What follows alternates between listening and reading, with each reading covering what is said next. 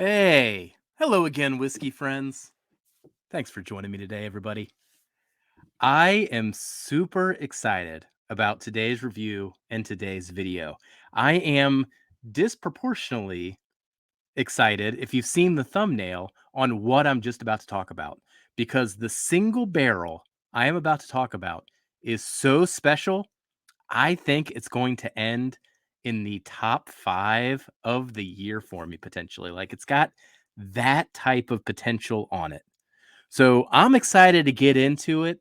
Let's kick off the show and get into this amazing single barrel. Thanks for joining me, everybody. Let's hit the intro.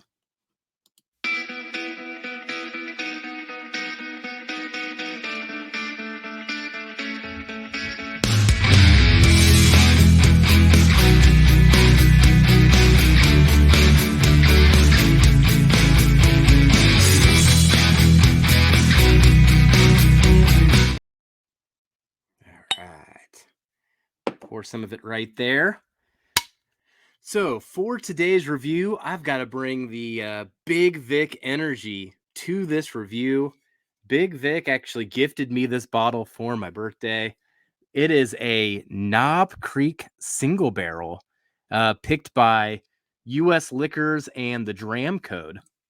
On the back here, they even got a little sticker, BeamTAC. Look at that. Now, I don't know. That's pretty ballsy to say BeamTAC here rather than BTAC. Hmm. I think they picked the right one, all right. They found a very special barrel. And there's going to be a particular reason I do want to highlight this throughout, because I do realize that I will be reviewing a single barrel that people cannot get their hands on. More than likely, unless you know where this is coming from and there's any still around. That I do not know. But more of this exercise is really going to be to show that things like a Knob Creek single barrel, a 9-year Knob Creek that you take for granted, can be top 5 pour of the year. Simple as that, if you find the right single barrel. And it's not like this was marked up or anything. This is a very affordable pour.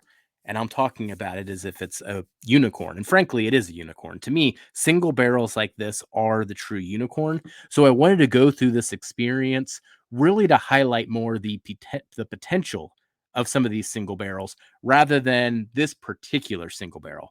So just keep that in mind. I am going into this knowing that you might not be able to get your hands on this particular bottle. If you do, man, drink along with me and go through these flavor notes. I want to know what you think about it. But we're going to break this taste down. We're going to go through the nose, through the palate, get through all the flavors, and then we'll get to the score at the end and talk a bit more about single barrels and finding unicorns like this. I truly do think this is what bourbon hunting's all about. Don't go hunting all the Buffalo Trace and everything else. Hunt special single barrels like this. All right. Cheers, everybody. Thanks for joining me so far.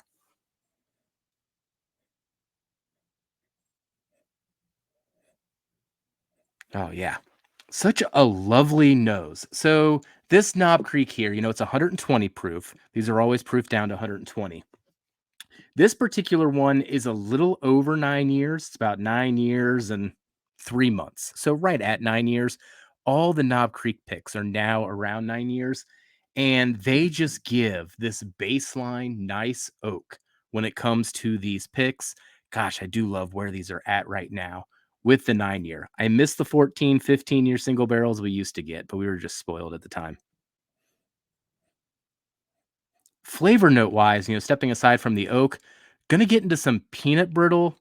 There is a hint of cherry and dark molasses. So the oak is there to kind of keep it mostly on the dark side, but there are these notes that keep coming that kind of keep it in this brighter to medium range.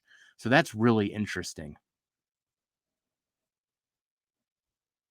Right next to that cherry, I can find some tobacco leaves.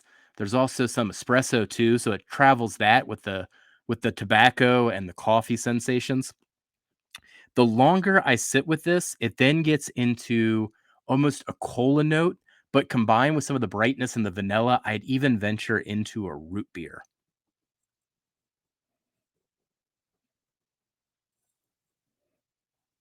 Yeah, I think that takes care of it on the nose. Let's go in the palate. Cheers, everybody.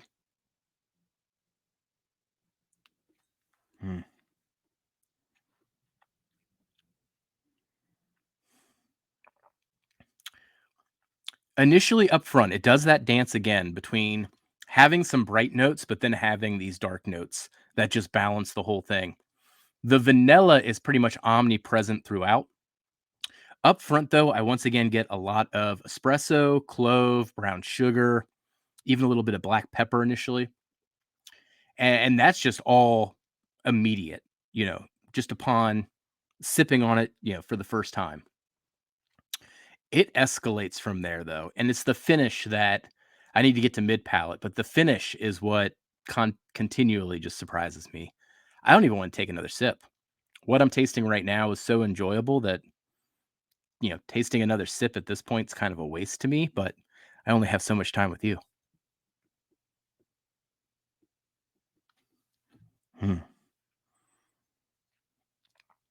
Oh, the mouthfeel is fantastic as well. Mid palate really does match the nose. The peanut brittle's there, the cherry's there. The oak almost comes across as almost a tree bark more than what I would usually describe as an oak.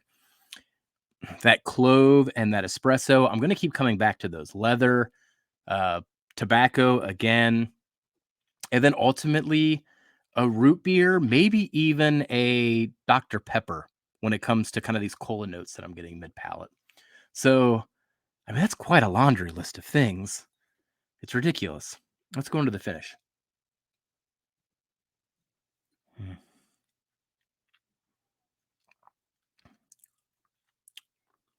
Yeah, I'd say Dr. Pepper again, probably more than the root beer when it comes to the finish. It would go Dr. Pepper, cherry Dr. Pepper at that, because that cherry it's a pretty intense cherry the more I sit with it.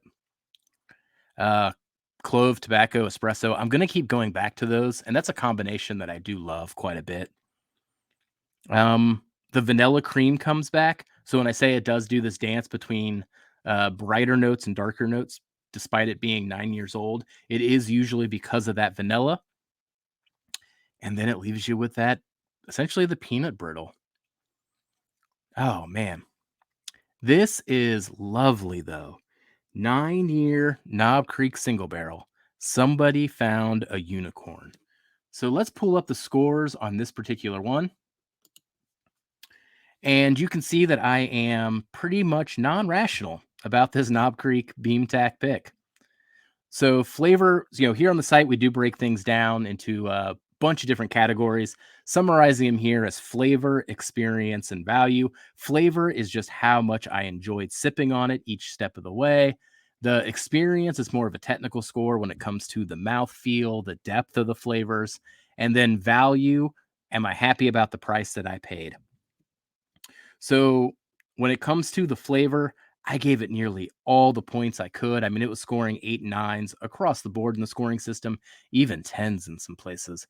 The experience score, the mouth feels lovely, and obviously the depth. I mean, I'm just sitting here rattling off laundry lists of things, particularly when it comes to that espresso, leather, clove, and then tobacco combination. I mean, oh gosh, do I love that. And then you're balancing that with the brightness of the vanilla cream. So value wise, it's getting all's the points on value, which ultimately summed up to be a 90 out of 100, which is an amazing score, which is like maybe 1 out of 5 bottles so far this year between Darrell Kelsey and I that have scored this high. And this is a Knob Creek single barrel pick, just a 9-year single barrel pick. Unbelievable. So, do I recommend it? Yeah, I'd recommend this bottle 10 out of 10. Once again, recognizing that I am doing a review on a single barrel, but this kind of proves the point that when it does come to things that you might be taking for granted, hey, if they're going to give you a sample of it when you're at the store, try the sample because what if they have a unicorn barrel like this? So, would I buy another? Man, I'd buy a case of this if I could. That's how good this thing is. I am pretty much non-rational about this pick and about this pour. So I do think that's kind of the interesting thing when it comes to our bourbon hobby or our whiskey hobby right now in general. I would much rather be in the game of hunting for single barrels like this than I would be for standing in line for a Blanton's or standing in line for a Weller. This is the true hunting to me now. It's finding these crazy group picks and these crazy store picks. When they are getting these single barrels, it is just boggles my mind to know what's possible. And when I cracked this open with Big Vic on a live stream, I was taken aback almost instantaneously. I think even just upon sniffing it, I was like, what the heck is this? And then I tasted it. It's like, what the heck is this? And then I pulled out every other Knob Creek single barrel I had, and this one stood out. So it just goes to show when it does come to these single barrels, you don't know. So talk to some people, talk about how confident they are in the pick, get in some groups that are confident about their picks and that they know what they're doing. And you're going to find something like this that could potentially be your pour of the year. Just an unassuming 9-year Knob Creek single barrel. Amazing stuff. Thank you, Vic. Well, thank you for joining me for today's review, everybody. Hopefully you can go out there and find a unicorn that is just as special as this. Catch you next time. Bye, whiskey friends. Jeff, just be friends with me. But you have these whiskey friends, and you say hello again. Oh, Jeffrey, you should just be friends with me. But you have these whiskey friends.